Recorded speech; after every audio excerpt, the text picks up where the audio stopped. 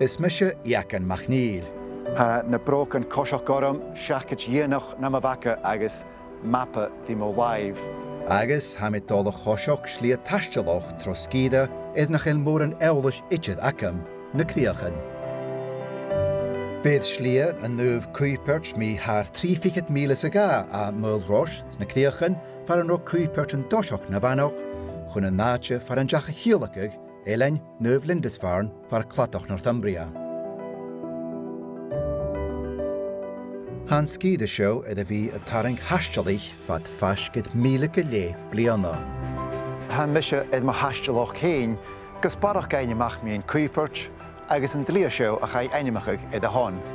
Bro na chlachca ga, san aiche, vitál sias gan chlatich, agus na hesse san úsce, chadóins gan ran úsce tín gan návi, agus a gúrní fat na haiche. Ha mein dóchas gan tor an turusso gán chor an bechgachag tuv spirital na beha. Ha warig eachdraidh gach trúh jan dlia, ha lentin na críche alapa agus sasain agus a gamanan a gal tarsan ora. Se Chaidh a chonig strí sapid go leabhar trna líntin. Blár monig ancrum, blár na fúlteach ann ach chaidh an lá leis na halapaní. Ha dùthaich coiseach tro helion álainn bí Jane síte a bhís ann. As an ula eolach go bhfuil alapa ainemal is an bhítar scuin, imime seo síte an an nua lá, ach a dhéanaan sin ha go má álainn. Gal an nôl haar drochach yn bria. Tal dlarig eachdraidh. Is bart yn boioch. Grunachach na trahad strú liani. Agus a cud eòlas caraj yn úra. Am a charaj veic fas nas cort of dúm, sa tín nas ascaram.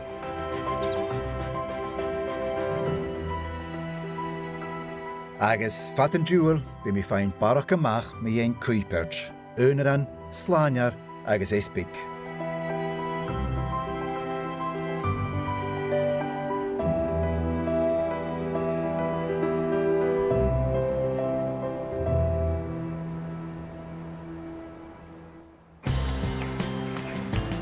Sa program mi dhéadach, gaf mi mo chiad chimanan Slighe Chuithbeirt. Chosich mi tro lífjan ilden, hachad mi carajúr. Díadach mo chúla seo, a mi caraj a borach, Robin Big, agus hada bhí cam lentin a fart seo jan dlia. Agus dhéach mi dhéhain le slachtaí ysgich. Bring round to your left, right round to your right, quicker, and fire. That's better.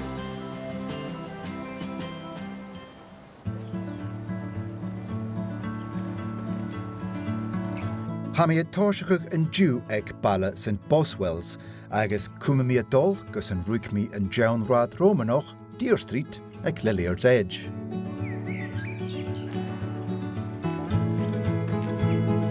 Chaidh balla St Boswells ainmeachadh son an Naomh Boisial, a bhana a te iúsachaí ag Cuithbeirt an na Melrose.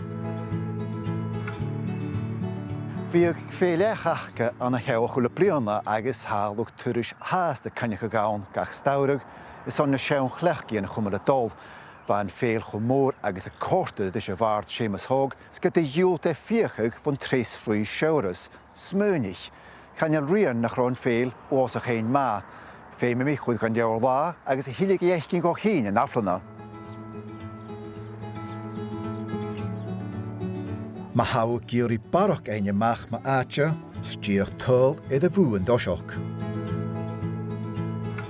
Hanneal Gaelic is commontas a Chaidh seo, cimar a hánig Gaelic a bhíachad? Well, dúnan in uí acham, or bha farant an musta ruchig mi bhata furach an ben na bhela. Gala bhíat in yelan mías musta ruchig mi. Is mar sin ba mi dúnan some Gaelic únsach. Ben you was a más an Gaelic únsach. Each going man Chaidh seo, between Tortún a Coiseach and Slighe ag Cuithbeirt. Be the tune stay gan dáte seo. Agus fiag na bliana acuideach. Agus be Tortún you tell us a bhuacat is on brú agus a gilly fistrachig. Tor lucturus koshok for a vorhuge fretanach Yorpich agus Americanich Tor dunia China strach so Hainchinoch vi brinru agus geistjoch Krishna skielen agus be a géisiú dé a smúnjum mé in Slighe, déna bechgan Gealas son fioinniu sé rút Jedoch een korsach gehouden, zo'n fioin hele over een nestanje. Zocht toch een spirit? Ja, maar geen Joe Veskehuigje, Jane, dus. In een drieën wil paardje schergen de Lia a korte door heen. Han torsach, a korstegrim voor Melrose, de 3 kruig, agus korsach kruteuf na hainje. Hun Slighe hulle koste grumach stalmen torsach. Ke begorgo mogule gommelmach elhan. Jenne rut min Slighe hulle geleer jifer Shalian en nu da horsig has to hanne 3 kruichen Joe Shalian Janawi agus nu sin na chiviets hayets en Jeffrey Kujoch, agus Kudjera gera Slighe rugsin a bhur, agus. Yeah. Well, more than thing, I'm quite there. This na Sheldon sin agus a chulasca eichkin, so more than thing is on Brina, Richard. Oh, shit, yeah.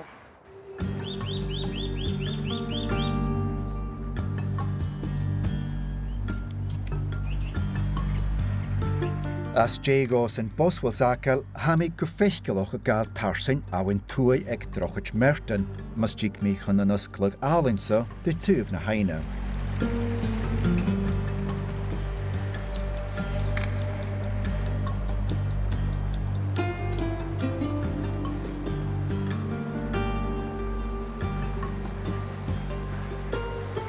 Nis nachel show jidach bria sé topper Christel a chanasat de show agus simach topper a bha animal son an cuach slánachi agus bhadara getrein a nuv boshal fame genyersho agus leis koshach camadiano sul an gian an topper show fame gonna chasan akensa a chronishin am it so yechkin j had walker show.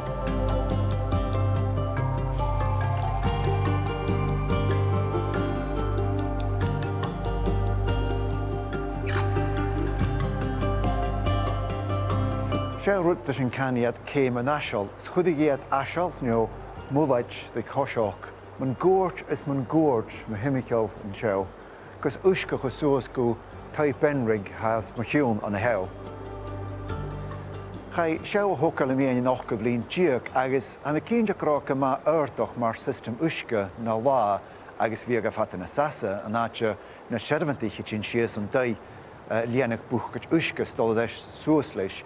Ach, am I féidir cin caran trúgus an a naisiol a bheits a rúm seo gach lá uad is dé uair a dul na chimicheal a chud uisce suas gan an day is an an geoldoch. Seo far a bimi a gelachach the awin tuai agus a túndach go jés. Ach, mas cún mi cool leis an náte seo, brúine mi the Erica Hume Niven agus isi go ma nopadacha a cumal suas an dlia. What sort of work goes into not just setting up the path and linking it all together, but also keeping it going on a day-to-day basis? The maintenance of the path network is one of our responsibilities as the Council Ranger Service. And where there are natural paths, you can imagine the maintenance is not as critical. But when I took it over, we had a lot of old infrastructure to remove, either because some people couldn't use it, like ladder styles and things like that. And we wanted to, make the path more accessible for different users. So in Scotland, that would include cyclists and horse riders. And I worked with quite a number of landowners to achieve that and put in self-closing bridle gates, which opens the route up for a lot of different users. Sometimes you're presented with, shall we say, a maintenance issue. We have very steep steps that have been there for many years, longer than I've been a ranger at the council, so certainly more than 16 years. They've possibly been there for 20 years. they're starting to rot and they need repaired and they need repaired. And it's not a viable piece of infrastructure anymore. So I've been working with an excavator contractor to cut a path down the bank of the woodland that comes in towards the bottom of the steps. And that's the fun of looking at logistics and ways forward, how to get around something that would otherwise be quite expensive to replace. On the route and the sections I've seen to this point, it's beautiful. It's a stunning route. How big is the natural side of the route in terms of people's attraction to coming here? What sort of things do they see along the route? Well, obviously there's quite a few sections on the river, and on the Tweed we have a number of waterfowl. Mallards is the common one. We do have kingfishers on the Tweed, and we have dippers. I don't know if you're familiar with a dipper. It's got a little white bib and it dips, that's why it's called the dipper. So yeah, I mean, we get cormorants come in winter. Wow. And we get lots of birds that you would associate with a coastal area. So we get gulls and oyster catchers. If you come in September, you can see the salmon coming up the Tweed as well. Wow, beautiful. So, and of course the wild flora around the Tweed is very mixed. I mean, where we're standing, we have celandine, we have twin flower leek, we have ramsons, we have the rather unusual, almost very primitive looking butterbur coming up. Called butterbur because people used to use the big leaves when they come out, they wrapped it around their butter to keep it fresh. Okay. And that must be a huge attraction to people, to have that variety of flora, fauna and natural wildlife around them. Because the St Cuthbert's Way passes through not just riverside areas, but it goes through farmland, moorland, hillland. So in each habitat you're seeing different wildlife basically and different flora. And what kind of people come and do it? Is it just people who want to do a long distance walk, or there are people who are rooted in the ridges side? It's all sorts of people actually. We obviously get a lot of people that, as I've said, do it as a pilgrimage, and particularly from the Scandinavian countries, from America and Canada, and other countries in Europe, but they are the most common. I would say the majority of people who do it are from England, and over lockdown actually, there was a lot more people in the UK that came to do St Cuthbert's Way, you know, when we were open but couldn't travel abroad. But we also get events that come and, you know, use the route because it's all set up. So we get running events, and you know, people are doing it as a challenge. That's really popular as well. So people do it in, you know, like a 24-hour period, which is really scary. I couldn't do it in that amount of time.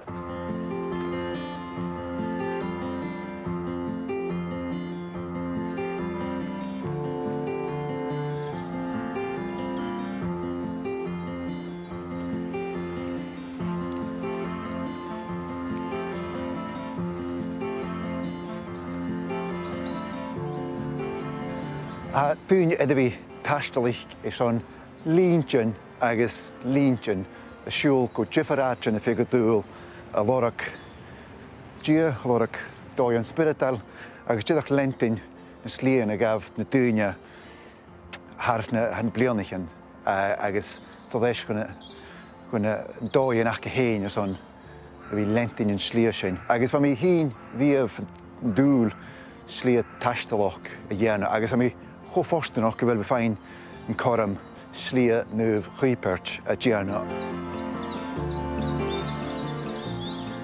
Agus cuideach thiúnt go bhfuil be féin rud big fós, haus féin rud big úne sanna bhí smúneach tá rutan na tvéa agus a sinne córtadum agus chanéim a bheith rutan mór agus dóraneach neo rutan mar sin. Ach fuiti a dúdach bhí tás úne gút a bhí smúneach a réad.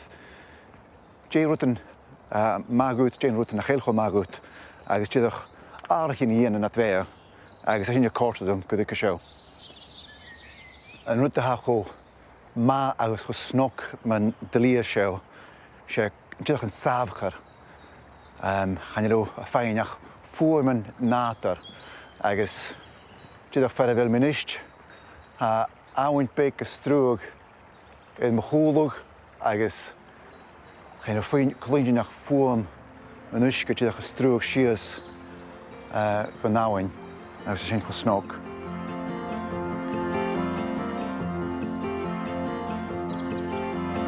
Mi híns nátar ag an náam seo, agus am gymaf tengel agus gymaf forstanoch.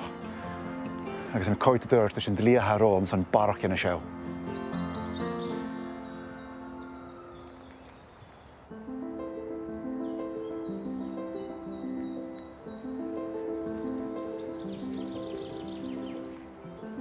Si Eiclis Maxton an a hew yn yna Eiclis yn dlia a ha cosrictio chan Naomh Cuithbeart.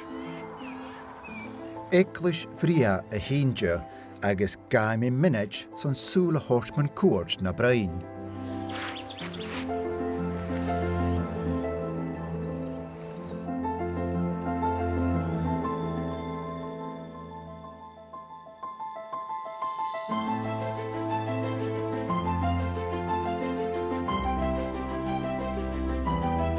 Sawn fo lewn yn sylwm a na sgrifio'n eifris sio ys na balachyn yr einio'r sy'n noch gyflin diag.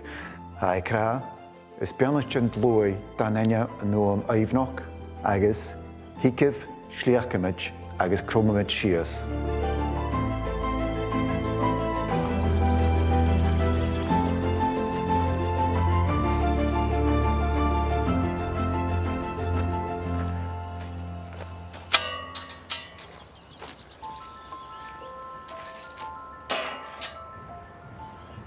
Sgawn gyngag adjan a sier o lorog son man yn ligal gydys ag fig. Nid fan mis Nicholas fan mis achos mwyn cyfyd fer taistealach neu, chain taistealach a chwyl edrych Nicholas yw har na blianachyn agos ag af rwyd big ffos chan dydych sy'n sio ach stoch a chai steg o Nicholas agos chai ag af rwyd big ffos spiritual agos neu y fi gwrni neu fi leag y fi pol. Nou, dydych y fi sŵio an y safchar leis yn smwynio nach hyn agos y smwynio chygydd. Dia dol na'r beas, dia tachart sy'n dŵl agos efo sgawn y sŵn yn gael fi gianw son na chwle sgawn mae hymych lor i yn y siar agos ach eich oedd big gymas snog safchar y fawn son dydych fi let hyn agos y fi smwynio chygydd. Yd y hwyl agos yn ha dol mae hymych lorst.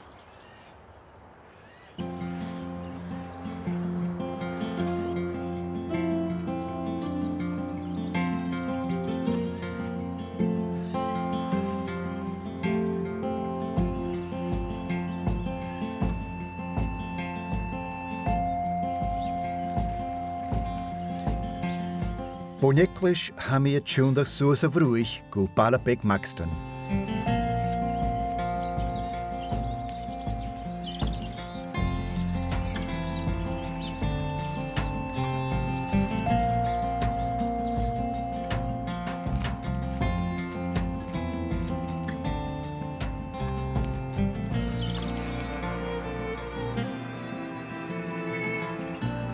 Un dynwch sio eich gyn. Sio at son wsgain as y fala, jes fi yn drad. Sy'r fel has y cwpydd. A cwtioch agos a bywl yn y hew. Son y coen. Ac a sy'n has nog.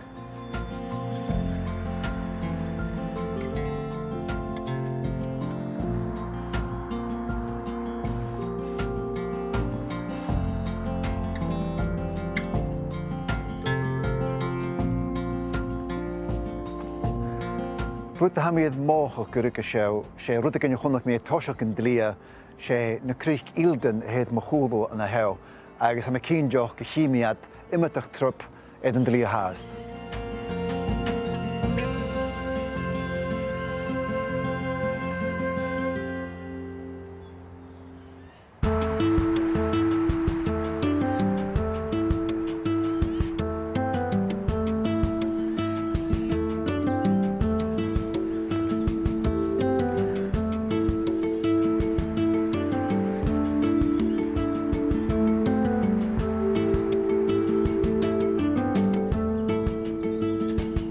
A Maxton ha yn dlia y lentyn rad na'n Romanoch, t-sreath, rad y fa na la y rwyoch a York, sŵas gw awen ffyddia fasg Donation.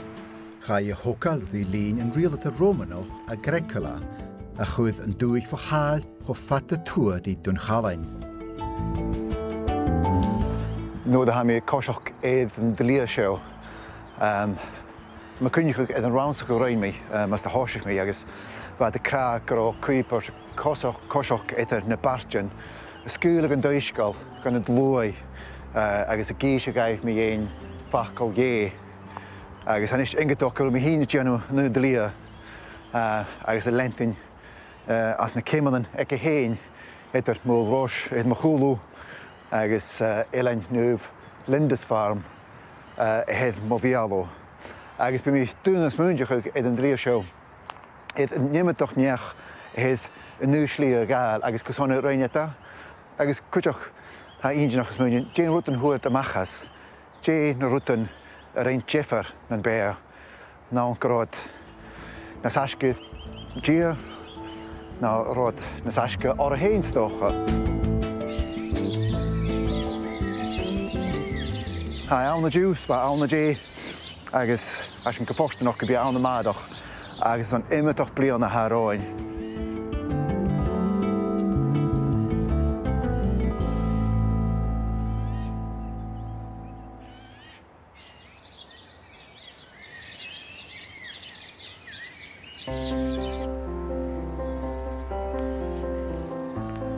Ha mi nisht dol gael t-sreath son gleisio gwig.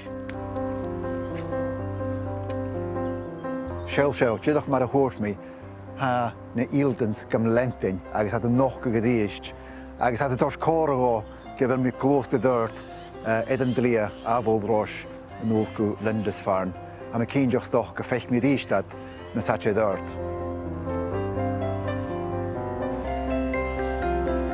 Seo yn cwynjachan ag Maid Lilliard, sa Priscilla Scott a hafwyddoch bic yn fielchin falaf, a dolo yisha yn sgialach go. Se miscacha de scialach agus eachdraidh a hain san scialach ge Maid Lilliard. An eachdraidh antáiseach ar béalahn seo a bhonnig bha blár an san siomhlíonn diaag diaag dùthaich sa suili mi. Itar alapa agus sasin. Blár monig Ancram, the Battle of Ancram Moor. Agus bha blach ma fúlteach ann ach Chaidh an leis na halapanich, go íontach ann an dói or bha na sasanich fata na butrisa a thuh áravin agus aramach. Ach Maid Lilliard, nuair a bha na sasanich a scrisig na balchin chimichail ar seo, Chaidh an dhéanaan eiche a bharavig, agus mar a bhíag dúil bha trochéile mi dhéon sin, ach bha ferrachach cúteach agus nuair a noch an taram alpanach Chaidh ris na fhear agus bha a sapid an seo an sa bhlár agus Chaidh codach cyn be fhear banagashgach a bhínse. Ach cymí orstanach Chaidh maravig agus Chaidh a taistealach an sa nua seo a réir na scialach cúiú. Ach ha car ile ans an scialach or ha raun a chlach a ha an nuai a ha tían bó sean dan no ballad cochiantirí scialach ile ach ha na fachlin fricarach son Maid Lilliard. Fair Maid Lilliard lies under this stain. Small was her stature, muckle was her fame. Upon the English loons she laid mony thumps, and when her legs were cutted off, she fought upon her stumps. So mar sin apar banagashgach. Apar banagashgach. Has the sapach gan casan ora. Agus Maid Lilliard hain, nána sa scíide seo a bhais, fel stocha fel teolach eiche dacal. Hanel fístrachas an bí me dhéin an teolach. Ha colach cyn roi at Maxton, ach hanel fístrachas an bí ann, ha díroch caw ann an eachdraidh. Ach na ha an seo ar a nua dhéiche. Ach ha mi cínseach cyn rá sé a bhain a bha an sa bhlár. Ha Hantáte seo sé Lilliard's Edge an tenam a hir an áte seo, agus súla mí cyré Maid of Lilliard nach rá Lilliard an tenam eichge mar can bhí. Chaidh a chlach seo agus a nui a chara le bantíarna as na críochan Lady Alicia Ann Scott an sa Naomh Lín sgas go bhfuil an Slighe cóiseach a dul díoch rí tuamh na huaí a ha mi cínseach go bhfuil ciatans luch cóiseach stocha a bharach na sin a statan seo agus an scéalach ag Maid Lilliard a léibh agus mar sin hana fachlinn an dú fír Muckle was her fame.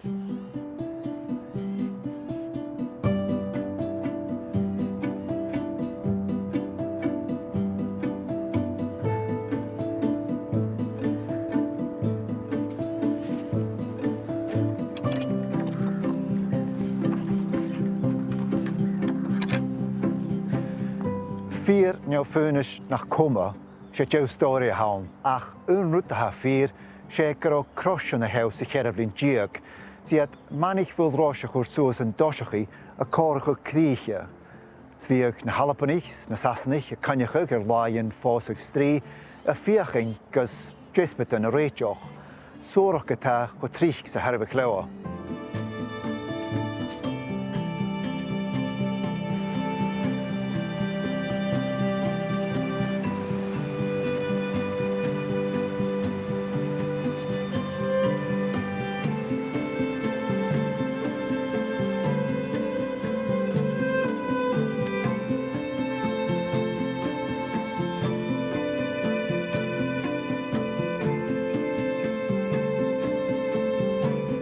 Joe Shelagacum as a show is Coracama Animals and Skeeda, Chuinechan Waterloo is Pinal Hugh.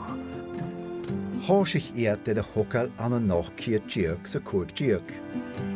Húchan Chuinechan sias and Jeshvian na Tocal, agus va 9 blion eile mas rá Jeshal.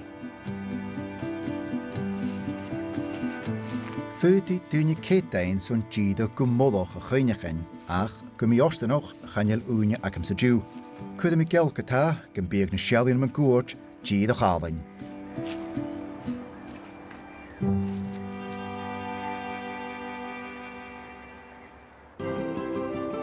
Sa ná program, suas gan na beantan san dreachca. Seo méag múlach grabert lá agus as a seo is mo chóló chimi far an Romi a deisgú Slighe Eildon agus is mo bhialú chimi an Slighe a Harán agus harad big tréith bhí an ó háast. Jeb mé mach me riveran na críich. Now, reaving probably involves all the fun stuff like burglary, larceny, kidnap, extortion, cattle rustling. Agus céal na scíide le coirsnach na céirt. The evidence suggests that gypsies first settled here in the early 18th century. There are still people in the village who are descended